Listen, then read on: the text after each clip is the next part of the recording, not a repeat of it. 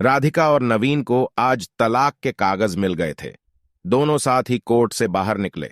दोनों के परिजन साथ थे और उनके चेहरे पर विजय और सुकून के निशान साफ झलक रहे थे। 4 साल की लंबी लड़ाई के बाद आज फैसला हो गया था। 10 साल हो गए थे शादी को, मगर साथ में 6 साल ही रह पाए थे।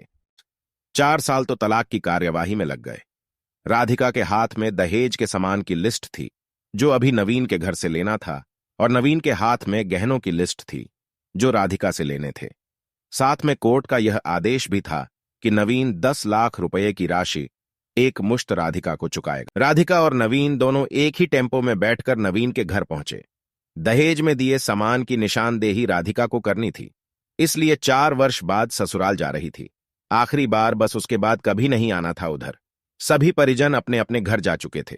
बस 3 प्राणी बचे थे, नवीन, राधिका और राधिका की माताजी। नवीन घर में अकेला ही रहता था। माँ बाप और भाई आज भी गांव में ही रहते हैं। राधिका और नवीन का इकलौता बेटा जो अभी 7 वर्ष का है, कोर्ट के फैसले के अनुसार बालिग होने तक वह राधिका के पास ही रहेगा। नवीन महीने में 1 बार उससे मिल सकता है। घर में प्रवेश करते ही पुरानी यादें ताजी हो गईं। कितनी मेहनत से सजाया था इसको राधिका ने। एक एक चीज में उसकी जान बसी थी। सब कुछ उसकी आंखों के पहले से आधा रह गया है।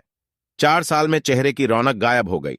वह स्टोर रूम की तरफ बढ़ी जहां उसके दहेज का अधिकतर सामान पड़ी रहा था। सामान ओल्ड फैशन का था, इसलिए कबाड़ की तरह स्टोर रूम में डाल दिया था। मिला भी कितना था उसको दहेज? प्रेम विवाह था दोनों का। घर वाले तो मजबूरी में साथ हुए थे। प्रेम विवाह था तभी तो नजर लग गई किसी की, क्योंकि प्रेमी जोड़ी को हर कोई टूटता हुआ देखना चाहता है। बस एक बार पीकर बहक गया था नवीन, हाथ उठा बैठा था उस पर। बस वो गुस्से में मायके चली गई थी। फिर चला था लगाने सिखाने का दौर। इधर नवीन के भाई भाभी और उधर राधिका की मां। नौबत कोर्ट तक जा पहुंची और तलाक हो गया। न राधिका लौटी और न नवीन लाने गया। राधिका की मां बोली, कहां है तेरा सामान? इधर तो नहीं दिखता, बेच दिया होगा इस शराबी ने। चुप रहो मां। राधिका को न जाने क्यों नवीन को उसके मुंह पर शराबी कहना अच्छा नहीं लगा। फिर स्टोर रूम में पड़े सामान को एक एक कर लिस्ट में मिलाया गया। बाकी कमरों से भी लिस्ट का सामान उठा लिया गया। राधिका ने सिर्फ अपना सामान लिया, नवीन के सामान को छुआ भी नहीं। फिर राधिका ने नवीन को गहनों से भरा बैग पकड़ा दिया। नवीन ने बैग वापस राधिका को दे दिया। रख लो, मुझे नहीं चाहिए, काम आएंगे तेरे मुसीबत में। गहनों की कीमत 15 लाख से कम नहीं थी। क्यों? कोर्ट में तो तुम्हारा वकील कितनी दफा गहने गहने चिल्ला रहा था। कोर्ट की बात कोर्ट में खत्म हो गई राधिका।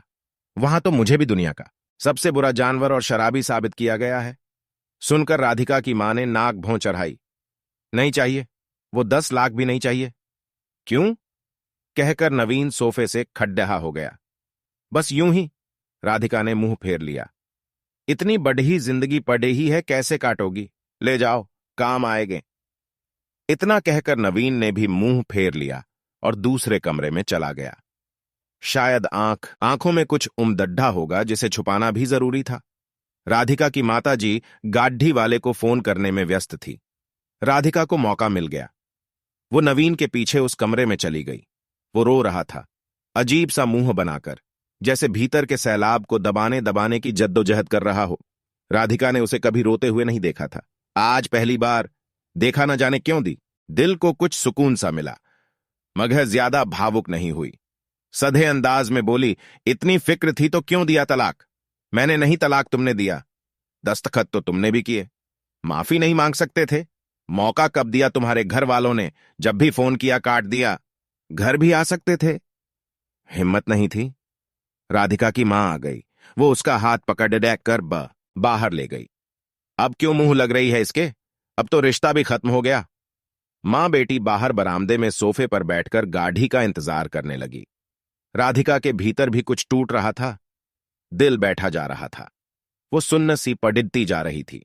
जिस सोफे पर बैठी थी उसे गौर से देखने लगी।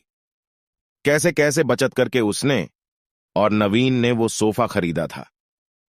पूरे शहर में घूम उसने सरसरी नजर से कमरे को देखा। अस्त व्यस्त हो गया है पूरा कमरा।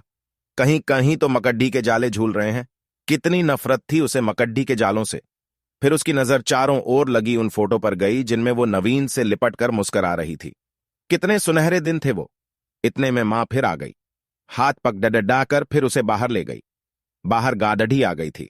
सामान गाढ़ी में डाला जा रहा था। राधिका सुनसी बैठी थी। नवीन गाढ़ी की आवाज सुनकर बाहर आ गया। अचानक नवीन कान पकड़ाकर घुटनों के बल बैठ गया। बोला, मत जाओ, माफ कर दो। रिलेशनशिप स्टोरी, यही वो शब्द थे जिन्हें सुनने के लिए 4 साल से तड़ेचप रही थी। सब्र के सारे बांध एक साथ टूट गए। राधिका ने कोर्ट के फैसले का कागज निकाला और फाड़ा दिया, और मां कुछ कहती उससे पहले ही लिपट गई नवीन से। साथ में दोनों बुरी तरह रोते जा रहे थे। दूर खड्डी राधिका की मां समझ गई कि कोर्ट का आदेश दिलों के सामने कागज से ज्यादा कुछ नहीं। काश उनको पहले मिलने दिया होता।